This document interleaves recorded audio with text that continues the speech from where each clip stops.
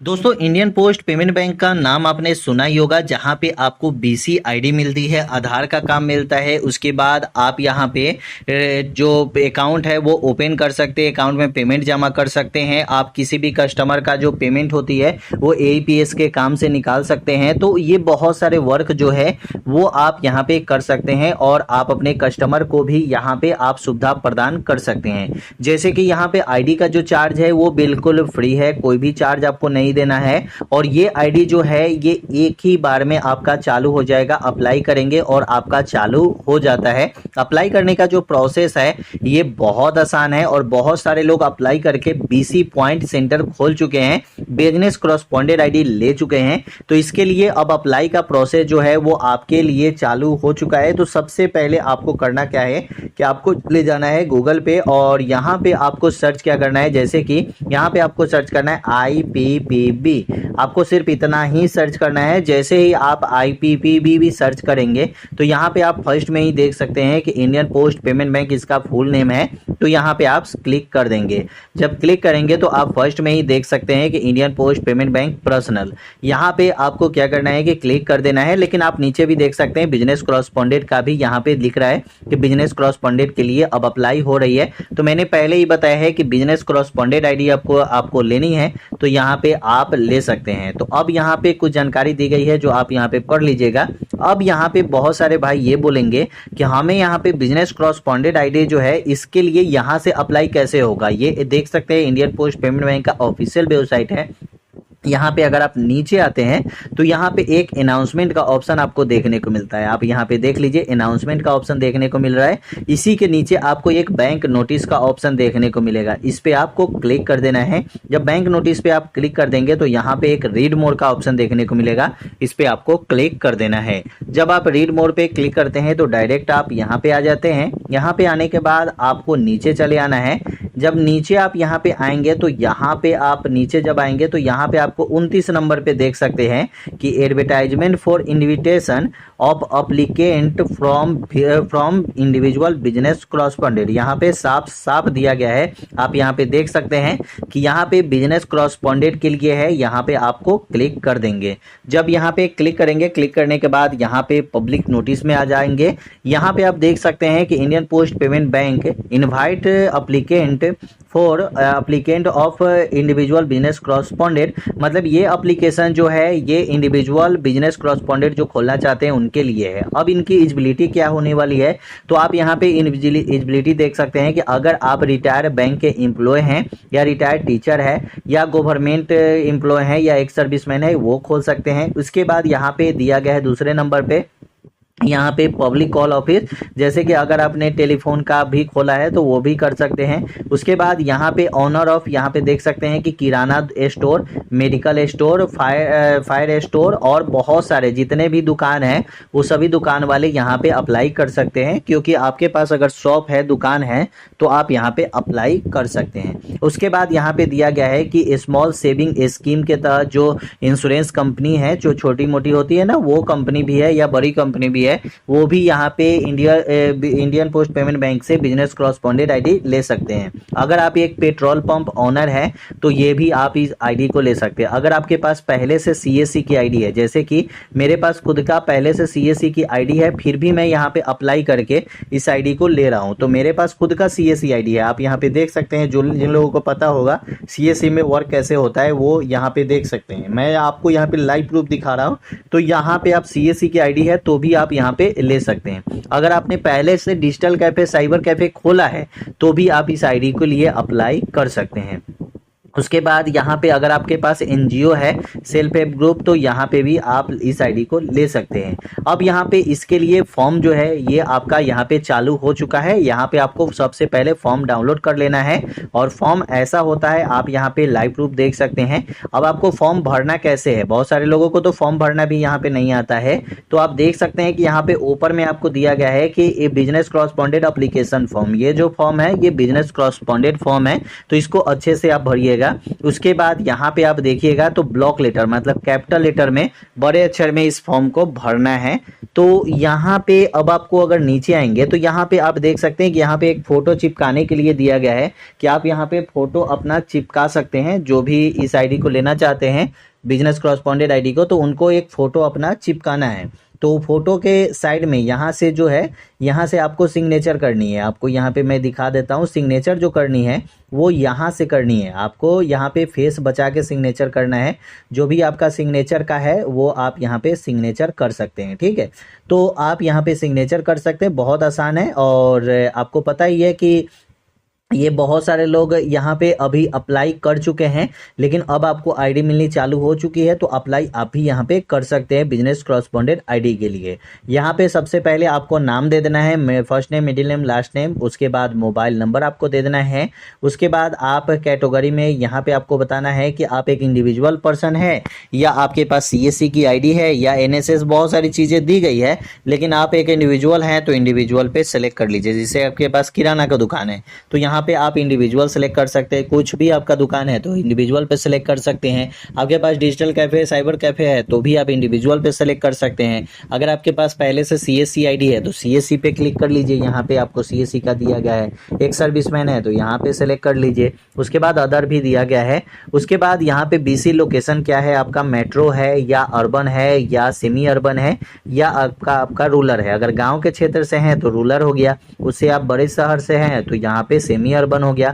अगर बहुत अच्छे शहर से हैं बड़े शहर में तो यहाँ पे अर्बन हो गया। अगर वहाँ पे मेट्रो चलता है तो मेट्रो सिटीज हो गई। यही सब है। यहाँ पे कोई फॉर्म भरने में भी बहुत ज़्यादा दिक्कत नहीं है, कोई भी फॉर्म आराम से भर सकता है, ठीक है। तो यहाँ पे अगर आप देखेंगे तो यहाँ पे एड्रेस देना है। उसके बाद सिटी आपको दे देनी है।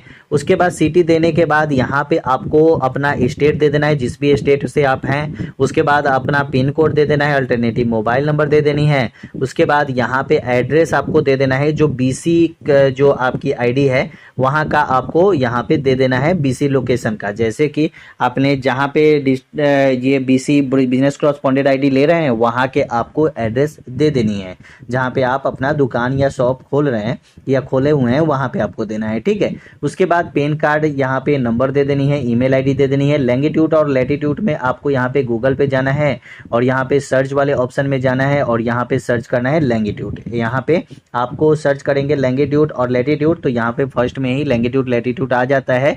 और यहाँ पे अगर आप नीचे आते हैं तो यहाँ पे देख सकते हैं यहाँ पे लैंगिट्यूड लैटिट्यूड का फाइंडर मैप यहाँ पे आपको ऑप्शन देखने को मिल गया। इस पे आपको क्लिक कर देना है। क्लिक करने के बाद डायरेक्ट आप यहाँ पे आ गए। यहाँ पे जिस जगह पे आप शॉप खोल रहे हैं या खोले हुए हैं उसका यहाँ पे आपको जगह का नाम दे देना है। और यहाँ पे आपको चेक करने का भी दिया गया है। नीचे आप देखेंगे तो जिस जगह पे होगा वहाँ पे इस एरो को लेके जाइएगा और इस फॉर्म को ऐसे ही भर लीजिए। तो जो भी आपका लैंगिट्यूड और लैटिट्यूड यहाँ पे आएगा, जैसे कि यहाँ पे लैटिट्यूड है और यहाँ पे लैंगिट्यूड है, वो आपको यहाँ पे नंबर डाल देना है। यहाँ पे देख सकते हैं कि यहाँ पे आपको लैंगिट्यूड और लैटिट्यूड दोनों दे रहा है तो यहाँ पे आप नंबर डाल दीजिएगा। उसके बाद यहाँ पे IIBF सर्टिफिकेट का नंबर दे रहा है तो ये नंबर आपको कहाँ से मिलेगा, तो आपको गूगल पे जाना है और यहाँ पे आपको सर्च करना है IIBF रजिस्ट्रेशन, IIBF रजिस्ट्रेशन। जब आप यहाँ पे IIBF रजिस्ट्रेशन सर्च करेंगे तो यहाँ पे एक ऑप्शन आएगा ऑर्डिनरी मेंबरशिप और एक आएगा आपको IIBF मेंबरशिप।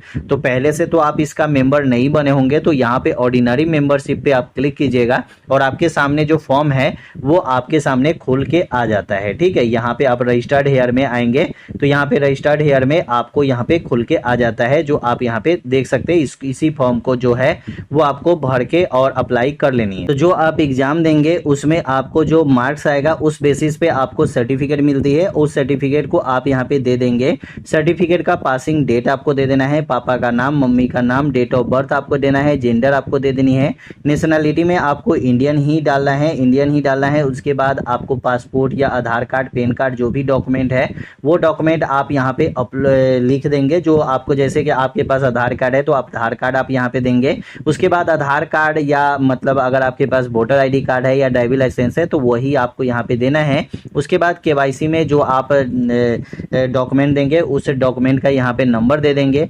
उसके बाद आपका अकाउंट होना चाहिए इंडियन पोस्ट पेमेंट बैंक में पहले से। अगर आपका इंडियन पोस्ट पेमेंट बैंक में अकाउंट है वही अकाउंट नंबर और IFSC कोड आप यहाँ पे देना है। उसके बाद आपका जो बैंक अकाउंट में आपका नाम है वो आपको देना है। सेविंग अकाउंट या करेंट अकाउंट जो भी आपका है वो आपको यहाँ पे दे देनी है। उसके बाद यहाँ पे टिक मार्क करना है। तो यहाँ पे इसके बाद इंडियन पोस्ट पेमेंट बैंक का यहाँ पे अकाउंट नंबर आप यहाँ पे देखेंगे। तो जो अकाउंट नंबर आपको मिला है वो अकाउंट नंबर आप यहाँ पे देंगे। उसके बाद नीचे आएंगे। नीचे आने के बाद यहाँ पे डिक्लेरेशन है जो आपको पढ़ना होगा। यहाँ पे डेट देना है, यहाँ पे प्लेस देना है। उसके बाद जो भी आपका दुकान का मोहर है और साइन आप यहाँ पे करके और दुकान का मोहर आपको यहाँ पे मारना है। ठीक है। इसके बाद जब आप यहाँ पे नीचे आएंगे तो यहाँ पे एक डॉक्यूमेंट आपको लगाना है। इसमें से कोई भी एक डॉक्यूमेंट आप लगा सकते हैं एड्रेस प्रूफ के लिए और यहाँ पे आइडेंटिटी प्रूफ के लिए। तो आप यहाँ पे आधार कार्ड या पैन कार्ड या वोटर आईडी कार्ड जो भी आपको यहाँ पे लगाना है वो आपको यहाँ पे लगा देना है। अब दोस्तों बहुत सारे हमारे भाई ये बोलेंगे कि अब हमें इस फॉर्म को तो भर लिए, बहुत अच्छे से भर लेंगे आप लोग, लेकिन अब इस फॉर्म को भरना कैसे, भर के भेजना कहाँ है। तो आप फिर बैक आएंगे तो यहाँ पे देख सकते हैं कि जहाँ पे पहले आप आए थे वहीं पे आपको फिर से आना है और यहाँ पे एक सर्कल एंड ब्रांच का ऑप्शन दिया गया है, इस पे आपको क्लिक कर देना है। यहाँ पे आप देख सकते हैं कि साफ साफ यहाँ पे लिखा भी गया है। आप यहाँ पे अगर पढ़ेंगे तो यहाँ पे साफ साफ लिखा भी गया है कि देख सकते हैं कि आपको इंटरेस्टेड जो भी पर्सन है वो विजिट कर सकते हैं नियरेस्ट अपने Indian post payment bank branch में। और वहाँ पे आप लोकेशन जो है ये लोकेशन आपको यहाँ पे मिलेगा। तो लोकेशन पे हम यहाँ पे जाके भी जमा कर सकते हैं। तो यहाँ पे जिस भी स्टेट से हैं वो स्टेट आप सबसे पहले सेलेक्ट कर लीजिए।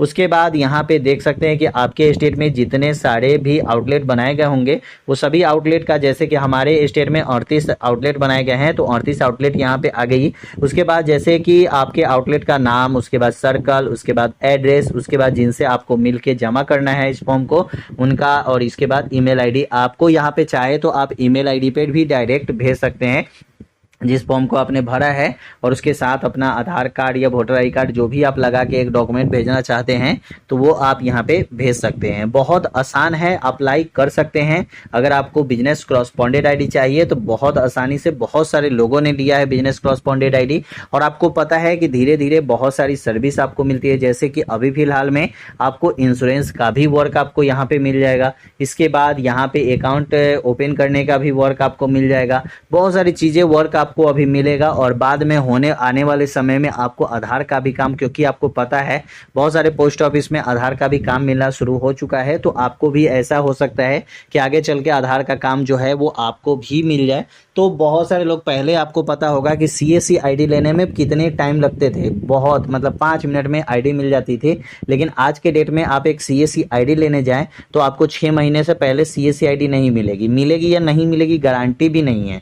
वैसे ही आज के टाइम में अगर आपको इंडियन पोस्ट पेमेंट बैंक की आईडी मिल रही है तो आप ले लीजिए। आने वाले समय में ऐसा होगा कि कहीं नहीं मिलेगी, 6 महीने 1 साल में मिलेगी, इसलिए आप अभी ले लीजिए। और काम जो भी आप, जैसे कि इंश्योरेंस का काम तो डेली होता ही है तो इंश्योरेंस का काम कर सकते हैं। उसके बाद अकाउंट ओपनिंग का काम होता ही है, वो काम कर सकते हैं। यहाँ पे ट्रांसफर का, जो पैसे ट्रांसफर का काम होता है वो आप कर सकते हैं। अकाउंट ओपन का काम होता है वो कर सकते हैं। मतलब बहुत सारे वर्क जो है वो तो पहले से ही आपको मिलेगा ही, और आने वाले समय में भी बहुत सारी सर्विस आपको मिलेगी, क्योंकि इंडियन पोस्ट पेमेंट बैंक जो है वो बहुत ट्रस्टेबल है और गवर्नमेंट की सर्विस है तो बहुत अच्छी है। यहाँ पे बहुत सारे वर्क आप कर सकते हैं। कैसी लगी वीडियो कमेंट में जरूर बताइएगा। वीडियो अच्छा लगा चैनल को सब्सक्राइब कीजिए।